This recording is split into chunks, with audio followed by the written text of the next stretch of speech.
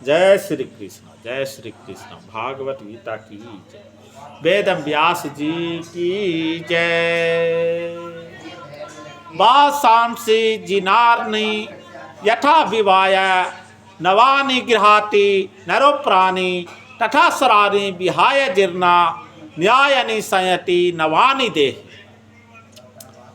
जिस प्रकार मनुष्य पुराने वस्त्रों को त्याग कर नए वस्त्र धारण करता है, उसी प्रकार आत्मा पुराने तथा व्यर्थ के शरीरों को त्याग कर नवीन भौतिक शरीर धारण करता है।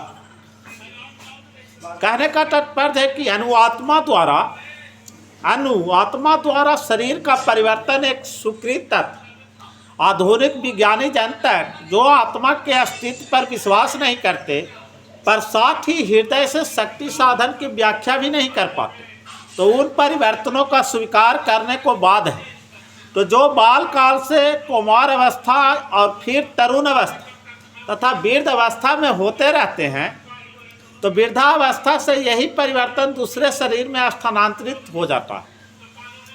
इसकी व्याख्या एक पिछले श्लोक में की जा चुकी है। अनुआत्मा का दूसरे शरीर में स्थानांतरण परमात्मा की कृपा से संभव हो पाता है। परमात्मा अनुआत्मा की इच्छाओं की पूर्ति उसी तरह करते हैं जिस प्रकार एक मित्र दूसरे की इच्छा पूर्ति करता है। मुंडक तथा श्वेतेश्वर उपनिषदों में आत्मा तथा परमात्मा की उपमा दो मित्र पक्षियों से दी गई है जो एक ही वृक्ष पर बैठे हैं। इनमें से एक पक्षी अनुआत्मा वृक्ष को फल खा रहे हैं और दूसरा पक्षी कृष्ण अपने मित्र को देख रहे हैं।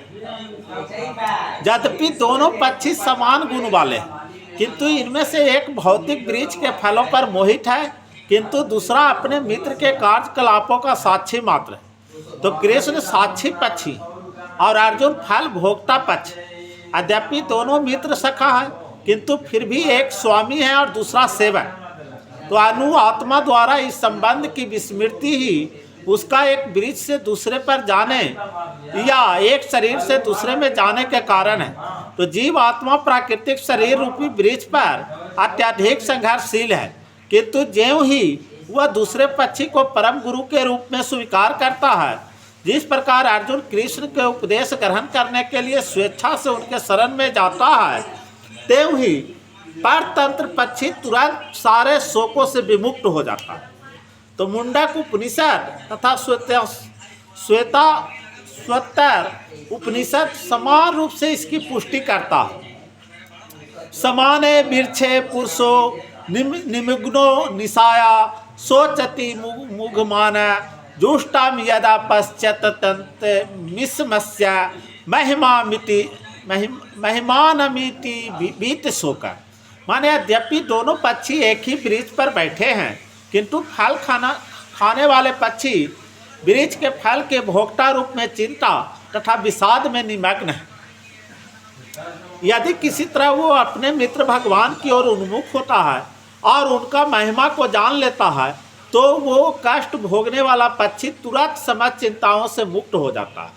अब अर्जुन ने अपना मुख अपने शाश्वत मित्र कृष्ण की ओर फेरा है और उनसे भगवत गीता समझ रहा है, और इस प्रकार वह कृष्ण से श्रवण करके भगवान की परम महिमा को समझकर शोक से मुक्त हो सकता। तो यहाँ भगवान ने अर्जुन को उपदेश दिया है कि वो अपने पितामह तथा गुरु के देहांतन पर शोक प्रकट न करे, अपितु इसे धर्म युद्ध में उनके शरीरों का वध करने में प्रसन्न होना चाहिए, जिससे वे सब विभिन्न शारीरिक कर्म फलों से तुरंत मुक्त हो जाए। बलि वेदी पर या धर्म युद्ध में प्राणों की अर्पित करने वाला व्यक्ति तुरंत शारीरिक पापों से मुक्त हो जाता है और उच्च लोक को प्राप्त होता है। अतः अर्जुन का शोक करना युक्त संगत नहीं है।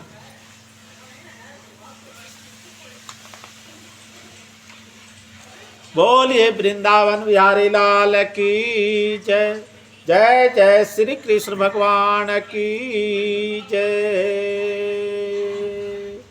भागवत गीता की जय। वेद व्यास जी की जय।